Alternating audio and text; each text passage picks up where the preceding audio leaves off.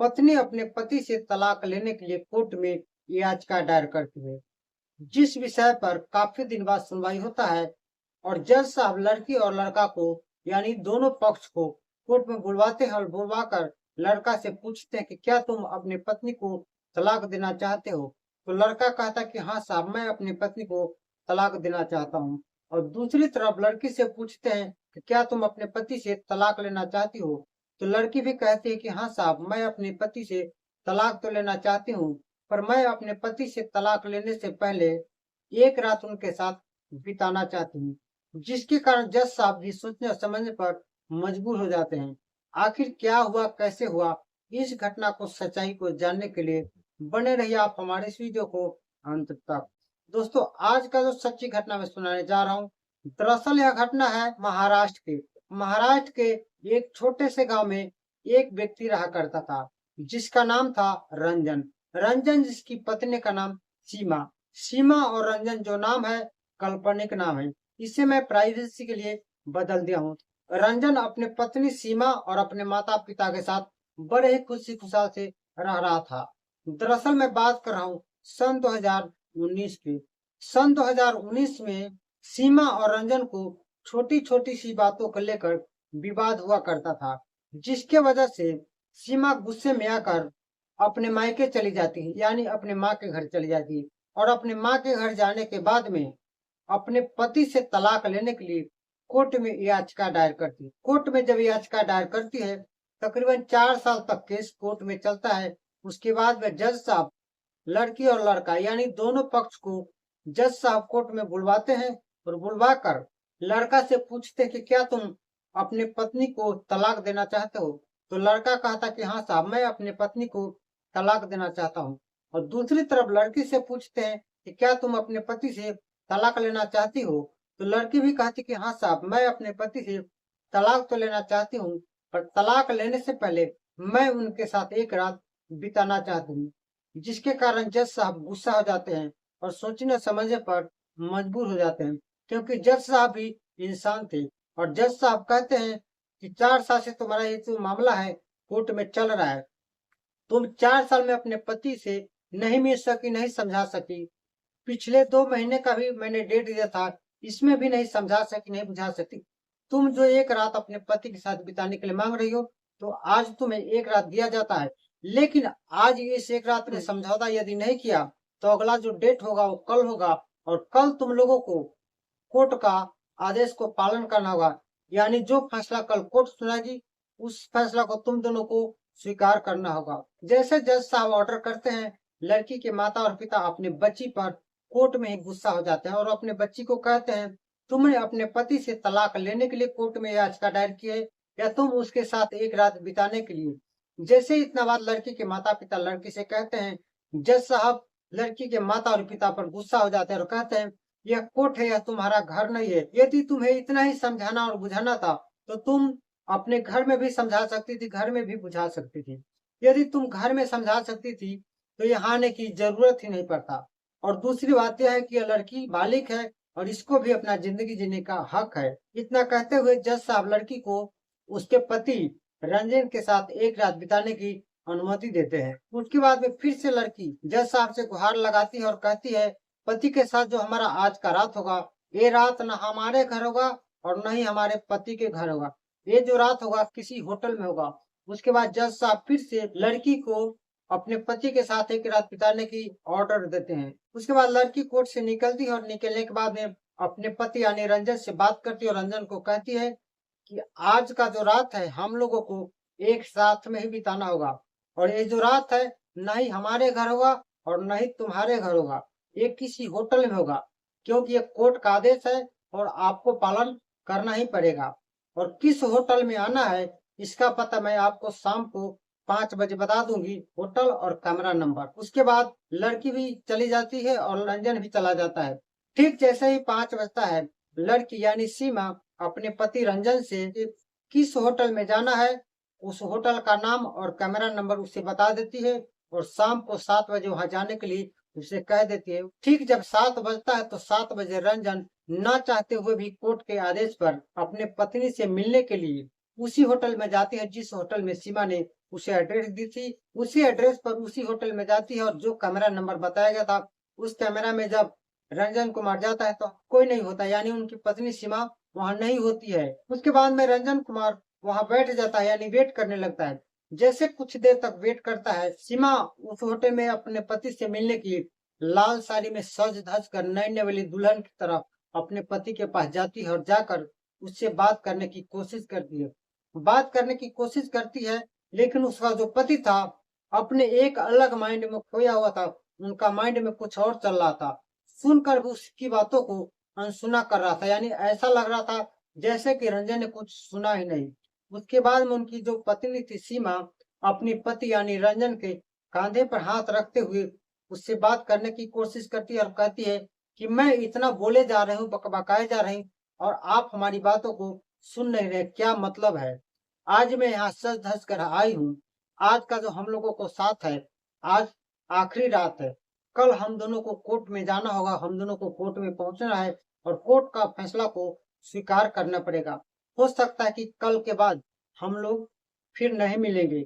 इसलिए आज मैं सज धज कर आई हूँ।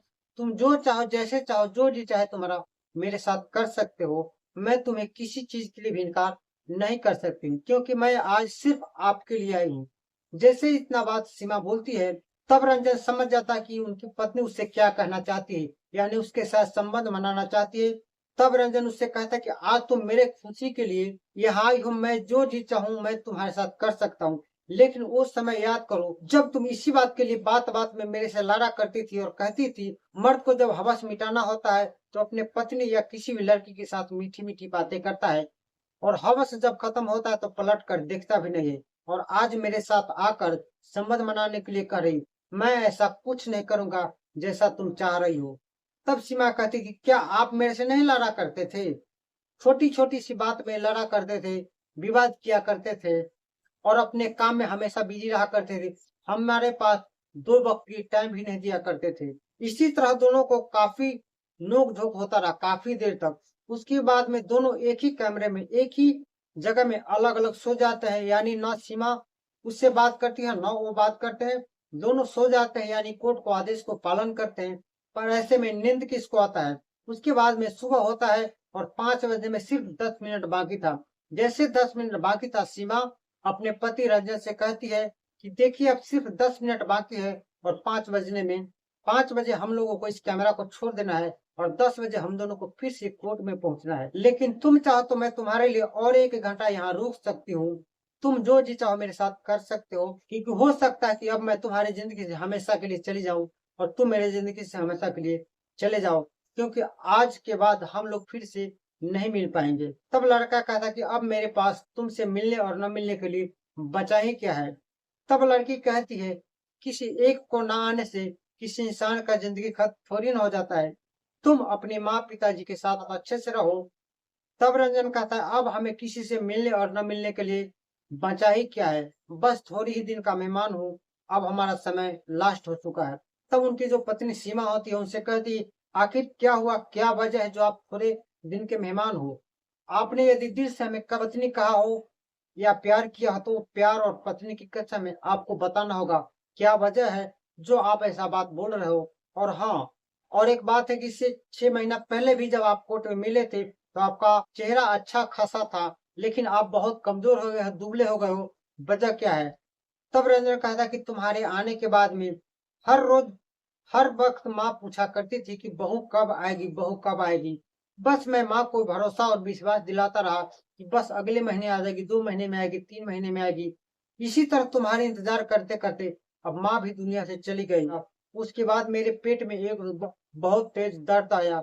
जब दर्द आया तो मैंने हॉस्पिटल में अपना चेकअप कराया, तो चेक के दौरान मुझे पता चला कि कैंसर है। जैसे इतना बात सीमा सुनती है, सीमा को आंख से आंसू आने लगता है और सीमा और होटल से निकल जाती है। निकलने के बाद में सीमा और रंजन दोनों को अपने अपने परिवार के साथ अपने अपने पक्ष और वकील के साथ कोर्ट में 10 बजे उन्हें पहुंचना था। तो दोनों 10 बजे अपने अपने वकील के साथ पहुंचते हैं। उसके बाद में जज साहब और लड़का से पूछताछ करते हैं। कहते क्या तुम इस विषय में क्या सोचे हो, अपनी पत्नी को तलाक देना चाहते हो या रखना चाहते हो? तब लड़का कहता है कि मैं अपने पत्नी को तलाक देना चाहता हूँ।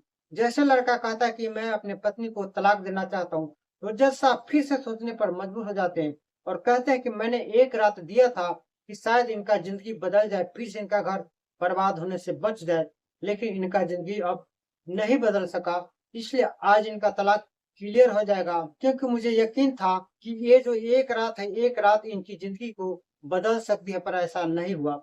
उसके बाद में जज साहब लड़की को बुलाते हैं और लड़की से पूछते हैं, क्या तुम अपने पति से भी तलाक लेना चाहती हो या पति के साथ रहना चाहती हो?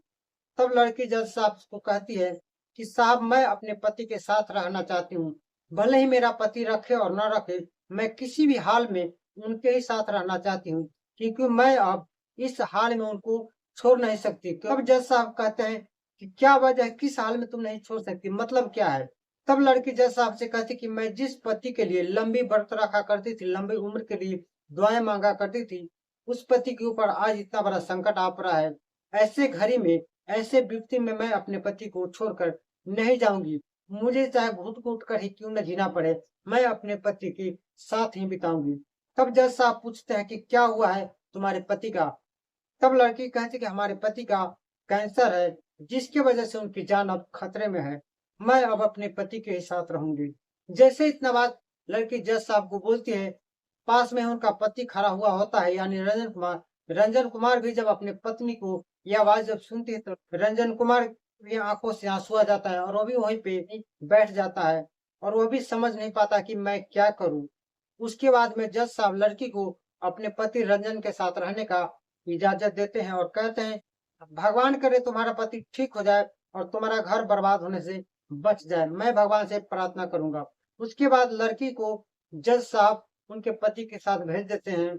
तो आप देख सकते हैं कि किस तरह एक छोटी सी मिस्टेक के कारण एक हंसता खेलता परिवार कैसे बर्बादी के कगार पे चला गया। इसलिए छोटी छोटी सी बात को लेकर घर में विवाद न करे, घर परिवार से अलग रहने के बारे में न सोचे। गुस्से में लिया गया कोई भी फैसला सही नहीं होता है। गुस्से में लिया गया फैसला कभी भी इंसान को बर्बाद कर देता है। तो दोस्तों, इस पूरी घटनाक्रम को सुनाने का मेरा उद्देश्य ये नहीं है किसी को परेशान करना, किसी को दिल दुखाना, बल्कि आपको सचेत करना, आपको जागरूक करना। बाकी इस विषय में आप क्या सोचते हैं? अपना राय हमें कमेंट बॉक्स में जरूर बताइएगा। फिर मिलते हैं किसी नेक्स्ट वीडियो में। तब तक के लिए अपना ख्याल अवश्य रखें।